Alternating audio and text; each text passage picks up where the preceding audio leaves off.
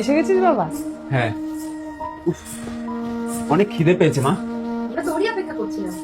এখনই খাবার বানিয়ে দিচ্ছি।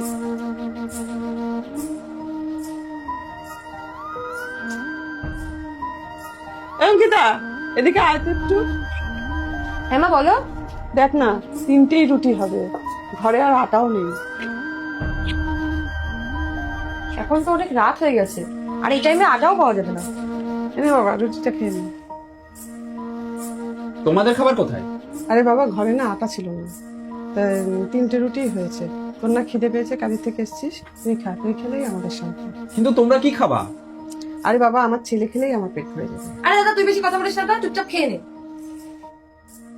আরে আমি একা একাই খাচ্ছি, ওরা তাহলে না খেয়ে থাকবে?